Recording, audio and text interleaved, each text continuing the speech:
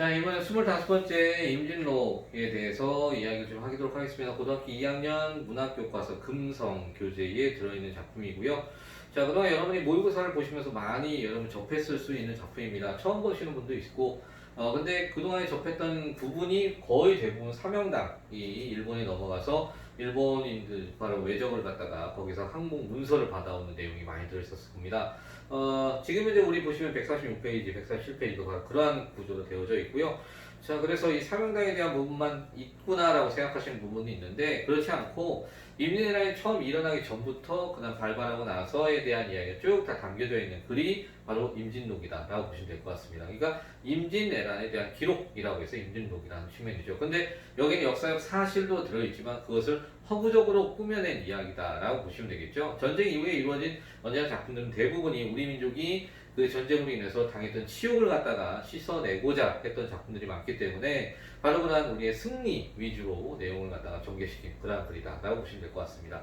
자, 이 작품을 좀 정리하기 위해서 여러분들 그 지금 한참 동영상에 올라가고 있는 와중인데 좀 그러다 보니까 시간이 좀 걸려서 미리 제가 좀 이렇게 적어놨습니다. 그래서 지금 보시면서 미리 좀 필기하시기 바랍니다. 자, 이거는 공문소설로 되어 있습니다. 아무래도 이거는 그 백성들의 마음을 갖다가 치유하고 씻어주고자 하는 그러한 것이기 때문에 공문소설로 될 수밖에 없죠. 그 다음에 군담소설이고요. 그 다음에 역사소설이라 보시면 될 것 같습니다. 성격 자체도 그래서 전기적이고요. 사명당의 이야기 갖다 보더라도 전기적인 모습이 굉장히 크게 강하죠. 자, 그 다음에 설화적인 측면, 아무래도 임진왜란의 이러한 그 전쟁 설화들을 갖다가 모티프로 했기 때문에 자, 역사적이다라고 볼 수 있습니다. 자, 주제는 패전에 대한 정신적 보상과 승리에 대한 모습을 보여주는 이러한 작품이었다라고 보시면 되겠고요. 그 다음에 특징적인 이렇게 세 가지 정도 얘기할 수 있는데, 임진왜란을 전후해서 전해지는 전쟁 설화들을 문자화해서 정착시킨 이러한 글이다라는 측면이고요. 두 번째, 임진왜란 중에 활약한 인물 중에서 영웅적 활약상을 나열하는 방식으로 되어져 있다는 거. 그러다 보니까 이 글 같은 경우는 단편집 형식의 이러한 글이다라고도 얘기할 수 있습니다. 자, 그리고 세 번째, 군담 소설로서의 이러한 대표작이다라고 또 얘기할 수 있는 이러한 글로서 보시면 될 것 같습니다. 자, 그래서 이 글 같은 경우에는 자, 이렇게 우리말의 풍부한 이러한 그 언어적 표현을 바탕으로 해서 쓰여져 있는 애국적 주제의 소설이다라고 이렇게 보시면 될 것 같거든요. 우리 그 146페이지 작품 미리 보기 쪽을 한번 보도록 하겠습니다. 임진왜란이라는 역사적 사건을 배경으로 하고 있지만 역사적 사실에 허구적 내용이 덧붙여져 있다. 아무래도 승리에 대한 이야기를 바탕으로 하고 싶기 때문에 그리고 역사적으로 실존했던 인물이 정기적이고 비현실적인 능력을 지닌 인물로 묘사되기도 하고 그 다음 임진왜란을 완벽한 승리로 그려내고 있다는 것이 이글의 참 특징적인 면이다라고 볼 수 있다는 겁니다. 자, 그러면 아까 제가 얘기했는데 사명당에 대한 이야기만 있는 것이 아니라 자, 이 글 같은 경우는 어떠한 구성 원리로 되어져 있는지 좀 얘기를 해보도록 할게요. 처음 부분에는 지금 임진왜란이 일어나기 전에 대한 이야기가 담겨 있습니다만 여기에는 이제는 선조가 가장 대표적인 인물이겠죠. 선조가 이제는 꿈을 꾸고 그걸 갖다가 최일경이라고 하는 당시 영의정에게 꿈 해몽을 갖다 시키게 됩니다만 최일경은 아무래도 이 외란이 일어날 것 같다라고 하는 그 얘기를 하게 됩니다. 그런데 임금은 지금 이 태평성대에 너 무슨 얘기하니? 라고 해서 오히려 귀양을 보내게 되죠. 자, 그래서 귀양을 갔는데 하필 또 거기에서 바로 일본의 이런 외적의 침입을 갖다가 확인하게 됩니다. 그리고 이제 또 우위에 알리게 되죠. 자, 조정에서는 이 얘기를 듣고 이제 관군을 파병하게 됐지만 역시 패배하고 맙니다. 자, 그래서 이제 이순신이라고 하는 인물과 그 다음에 전국의 이러한 그 여러 이제 그 인물들이 모두 이제 의적이 돼서 일어나게 되는 거죠. 자, 그래서 어쨌든 이러한 그 하나의 그 민중의 항전이 계속적으로 이어지고 이러한 이순신 같은 이러한 인물들이 나오면서 외적과 격퇴하는 이러한 장면들이 계속해서 나오게 됩니다. 그러면서 여기저기에서 의병이 봉기하고 바다와 육지에서 막 이제 싸워서 끝내는 이제 우리가 이기게 되는 그러한 모습을 보여주게 된다는 거죠. 자, 그것으로 끝나는 게 아니라 바로 어떻습니까? 사명당을 갖다가 이제 또 일본에 보내게 되죠. 사명당은 거의 부처와 같은 그러한 인물인데 이 인물이 일본으로 건너가서 일본의 이제 황제로 혼을 내고 그리고 나서 어떻게 바로 이렇게 항복 문서를 받아오는 것으로서 끝을 맺게 됩니다. 자, 그러니까 이글 같은 경우에서는 지금 가장 우리가 많이 보았었던 게 어쨌든 사명당에 대한 이야기가 됩니다. 그래서 지금 이제 일본의 이러한 그 일본이 다시 쳐들어올 것 같다라고 하는 서산대사의 이야기를 듣고 그리고서는 외왕이 여러 가지로 이제는 사명당을 시험에 보게 되고 그 시험을 이겨냄으로써 이제는 일본에서 매년 조공을 바치게 한다는 그 조공이라는 것도 사람 가죽을 갖다 벗겨서 그러니까 사람 죽이란 이야기죠. 그래서 그것을 매년 이렇게 바친다라고 하는 그러한 그 약속을 받고 돌아오는 이야기로 쓰여져 있다라고 이렇게 보시면 될 것 같습니다. 자 그러면은 이 글에 있어서 가장 우리가 많이 보게 되는 사명당에 대한 이야기를 가지고 한번 좀 얘기를 다시 나눠볼게요.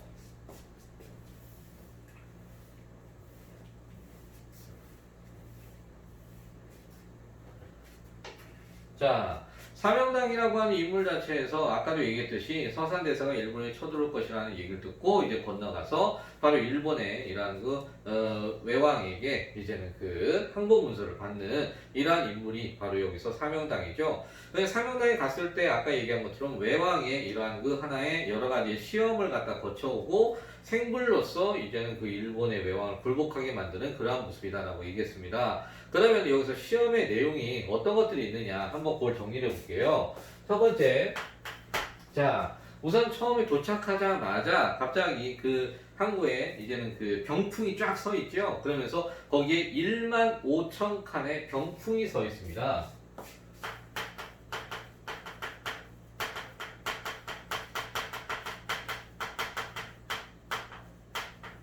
그리고 1만 5천 칸의 병풍이 서 있는데 거기에 써 있는 글자를 모두 암기하게 하죠.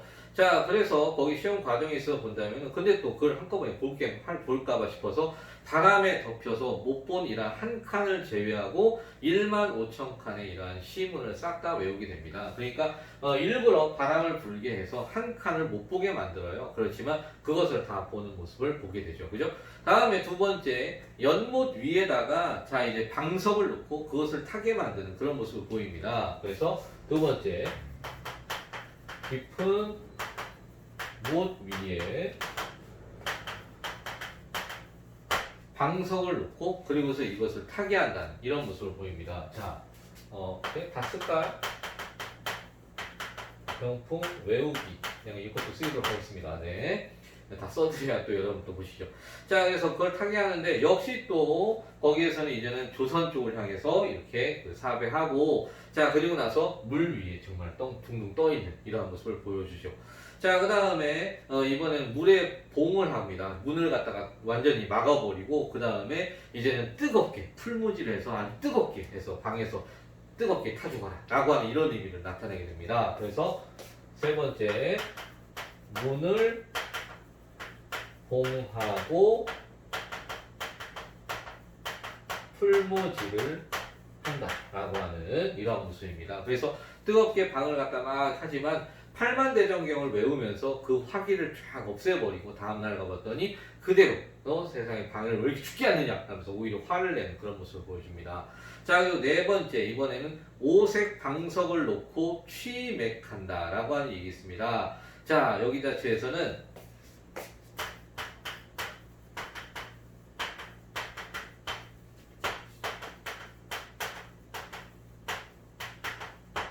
방석에다 어떠한 장치를 해놓고 그 다음에 그 방석에 앉았을 때 이제 죽음에 이르게 만드는 그런 것이었죠. 근데 여기서는 비단 방석에 이제 앉지를 않고 오히려 백목 방석에 이렇게 앉음으로써 그 위기를 벗어나는 모습을 이렇게 또 보여줍니다.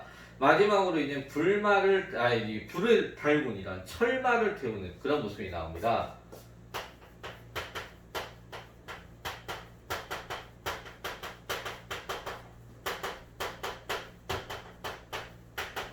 자, 이런 모습이 나오는데, 근데 역시 또 이것을 또 이렇게 사배하고, 그리고 나서 이제는 비를 내려서 오히려 백성들이 모두 물에 잠겨 죽게 만드는 그러한 모습을 보여주게 됩니다. 자, 그래서 이러한 위기 상황을 갖다가 모두 이겨내는 그러한 인물이 여기에 나오는 하나의 사명당이다 라고 이렇게 보시면 되겠습니다.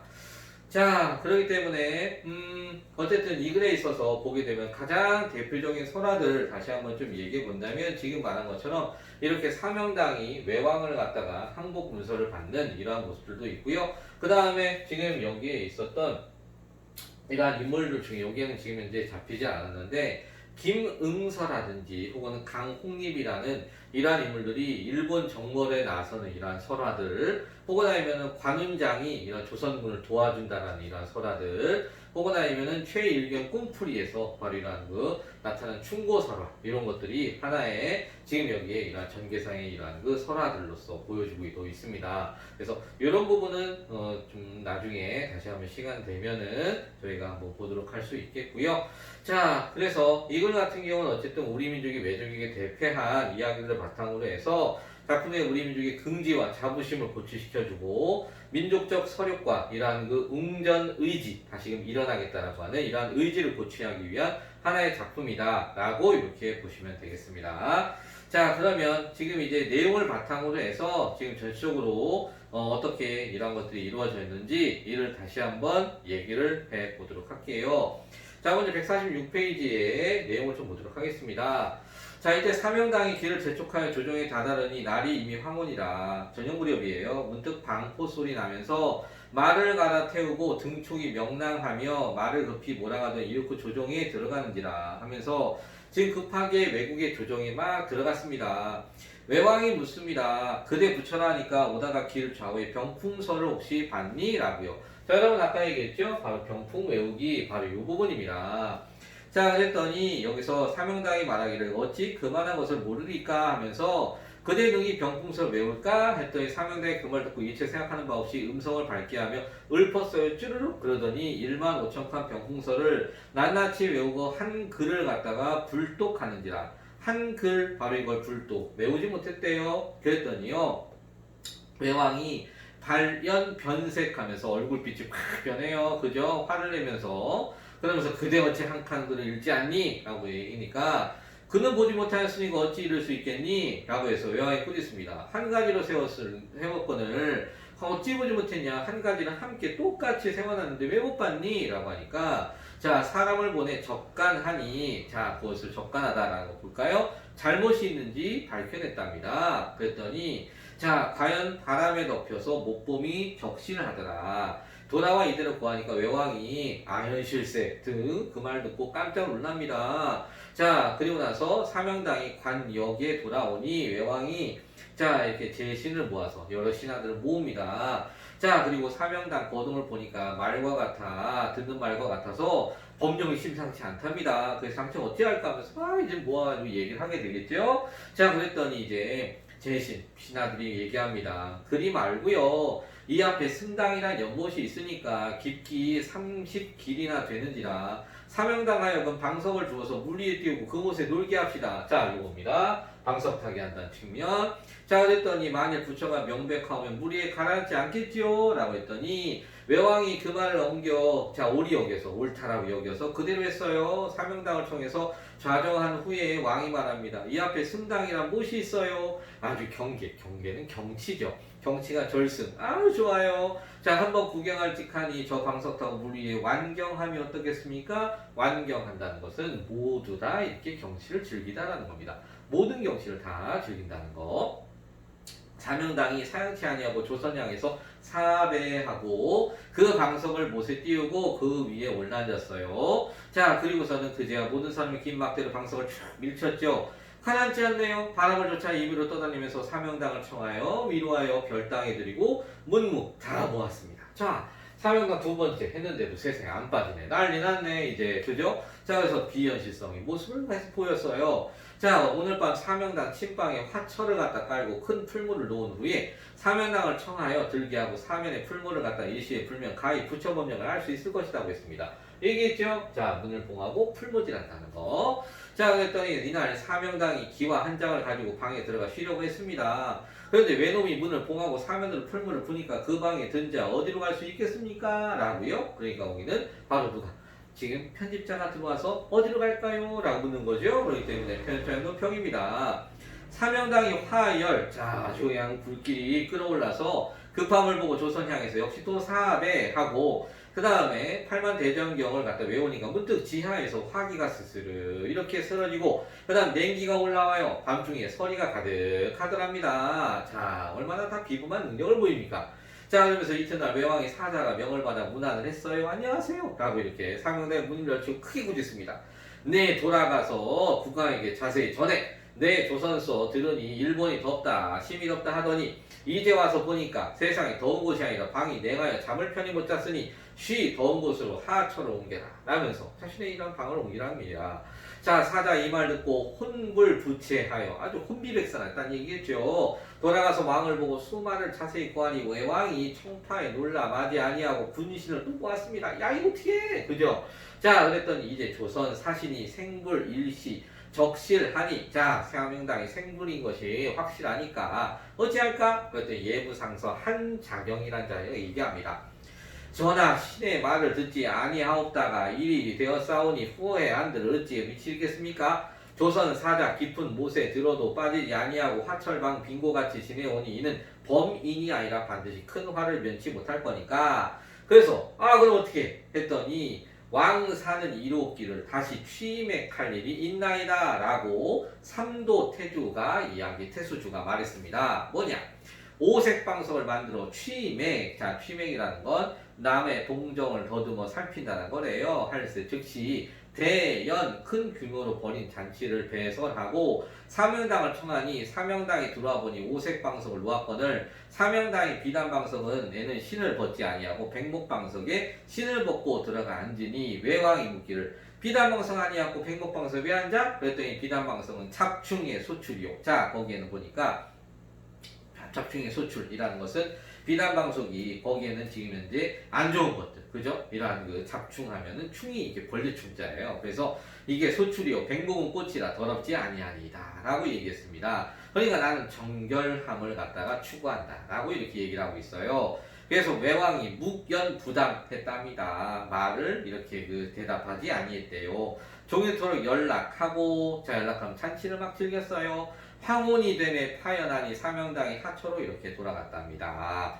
자, 그러면서 백관이 모두 말합니다. 오늘 연석에 조선 사실을 보니 주식을 좋아하오니, 저 술과 여기 주식이니까 술과 밥 먹는 거 좋아하니까 부처는 아닌 것 같아. 무슨 법술을 배워서 사람을 미혹하는 것 같으니까 만일 이 사람 살려 보내면은 후환이 있을까 두렵네 라면서 어쩌면은 어찌하여 죽을 수 있을까 경등의 소견 듣자 라고 했어요. 그랬더니 채만홍이 말합니다.